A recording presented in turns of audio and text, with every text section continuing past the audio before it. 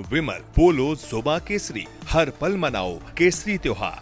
अभय दुबे ने उंगली उठा ली। देखिए आचार्य जी बोल रहे थे, अभय दुबे की उंगली उठ गई। अरे आचार्य जी पहले कांग्रेस में ही थे अभय दुबे, आप क्या कहना चाह रहे हैं उनसे? सुन के जाएंगे आचार्य जी, ये जानना चाहते हैं। अब अभय दुबे की उंगली तो उठेगी, मैं बड़ा कृष्णन को झेलना बहुत बड़ी मानक बात जी, है। ये इनका वॉल्यूम बंद कराइएगा। इनको शिक्षा दी गई है कि जब मैं बोलूं तब मलुक नागर जी बोले। या तो इनसे बुलवाइए या मुझसे बुलवाइएगा। मैं आचार्य प्रमोद कृष्णम जी जिस कुल से आते हैं मैं उसी कुल का हूं। मैं भी वशिष्ठ कुल का हूं। मैं उनसे सिर्फ इस बात से ना इत्तेफाकी रखता हूं कि सनातन धर्म का नुकसान हो रहा। नहीं नहीं नहीं नहीं, सनातन धर्म हर ऐसी परिस्थिति में परिष्कृत होकर निकला है। अब ये लड़ाई सनातनियों और धनातनियों के बीच है, जो ऐश्वर्य का आडंबर, जो धन वैभव सत्ता के आडंबर में डूबे हुए हैं, उनके और सच्चे सनातनियों के बीच ये संघर्ष है। आप याद कीजिए, ये जो अभी काल नेमी का जिक्र आया है आपने किया, तो कैसे रावण ने छद्म वेश धारण किया ब्राह्मण का, उसके मामा मारीच को स्वर्ण मृग बनाया। तो कहा तुलसीदास जी ने, नाना विधि कही कथा सुहाई, राजनीति भय प्रीत दिखाई। राजनीति से, भय से, प्रीत से माता सीता का हरण किया। वैसे ही भारतीय जनता पार्टी ने सत्ता का हरण किया है। मुझे इस बात का बेहद अफसोस है कि हमारे शंकराचार्य जो शंकर के अंश हैं स्वयं, उनके प्रति ऐसा वैमनस्य का भाव रखना। अरे संतों और महंतों का क्रोध हमारे शास्त्रों में प्रसाद के समान माना गया है। मैं याद दिलाना चाहता हूं आदित्यनाथ जी को, भगवान विष्णु के द्वारपाल थे, स्वयं भगवान विष्णु के जय और विजय। सनकादि ऋषि को प्रवेश नहीं करने दिया, उन्होंने शापित कर दिया कि 3 जन्मों तक तुम्हें पृथ्वी पर जन्म लेना पड़ेगा भगवान के खिलाफ, और भगवान से तुमको मुक्ति मिलेगी। तो हिरण्यकश्यप और हिरण्यकश्यपु पहला था सतयुग में, दूसरा था रावण और कुंभकर्ण, तीसरा था शिशुपाल और दंतवक्र। अब सुनिए दुर्वासा ऋषि का श्राप। दुर्वासा ऋषि के श्राप से मैं कहता हूं ना, प्रसाद के रूप में आखिरी बात ये श्राप के बारे में कहूंगा। आदित्यनाथ जी गौर से सुनिएगा। जब दुर्वासा ऋषि ने श्राप दिया इंद्र भगवान को कि तुम्हारी श्री विहीन हो जाओगे, धन विहीन, वैभव विहीन हो जाओगे, तब समुद्र मंथन हुआ और सनातन धर्म परिष्कृत हुआ। अभी मुक्तेश्वरानंद जी ने का सिर्फ इसलिए कि उन्होंने इस अधर्मी सत्ता का मार्ग प्रशस्त किया, कहा कि आप विश्वनाथ, सुनिए ना, 1 मिनट सुनिए, कि आप विश्वनाथ कॉरिडोर के समय हजारों वर्ष पुराने मंदिरों को ध्वस्त मत कीजिए।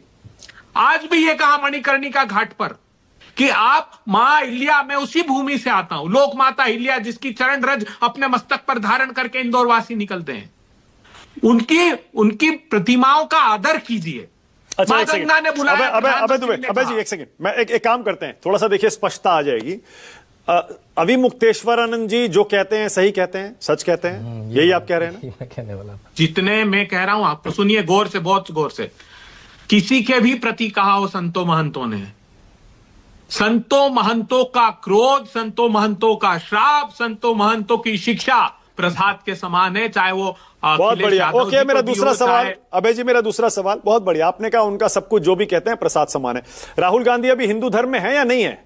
नहीं, देखिए मैं उनका आदर करता हूं। संतों और महंतों की हुई बात का प्रतिकार प्रतिरोध नहीं किया, शिक्षा ली जाती है। वो मार्ग प्रशस्त करें हमारा, जो उपमा के देना चाहे, जो मार्ग प्रशस्त करना चाहे उस पर चलेंगे, वो हमें शिक्षा दें, हम उससे विचलित नहीं है। अरे उन्होंने राहुल गांधी को हिंदू धर्म से बाहर कर दिया अभय जी। हक और जो संतों और महंतों का विवेक है वो कहें, और हम अपने आप में सुधार, अपने कृतित्व में, अपने व्यक्तित्व में सुधार करेंगे। स्वामी अभी मुक्तेश्वरानंद को कांग्रेस का, बीजेपी का, एंटी मोदी, प्रो राहुल या प्रो अखिलेश, एंटी कांग्रेस कहने वाले 3 उदाहरण आपके सामने हैं।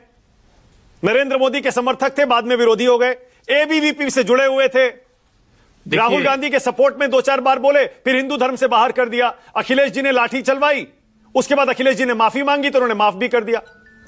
सबको फिर सबको सुनिए, फिर सबकी बात गंभीरता से लीजिए, सबके बारे में जो वो कह रहे हैं। हमने कहा, मैं एक और उदाहरण देता हूं।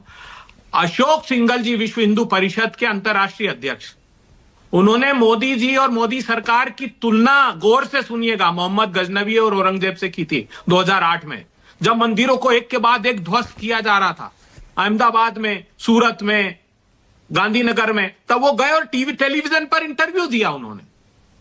हमारे जो अभिमुक्तेश्वरानंद जी है, शंकराचार्य जी हैं, मैं आदरपूर्वक कहता हूं, उनका क्रोध, उनका श्राप, उनका प्रशय, उनका आशीष सब स्वीकार्य है। वो किसी के लिए, वो चाहे अखिलेश यादव जी के लिए कहें, राहुल गांधी, यही तो हमारी सनातन। ठीक है, बहुत बढ़िया, बहुत बढ़िया। ये सनातन धर्म। ठीक है अभय जी, बहुत बढ़िया, ओके, बहुत बढ़िया। अब अगला सवाल, आखिरी बात, सिर्फ आखिरी बात, आखिरी कहने दीजिए।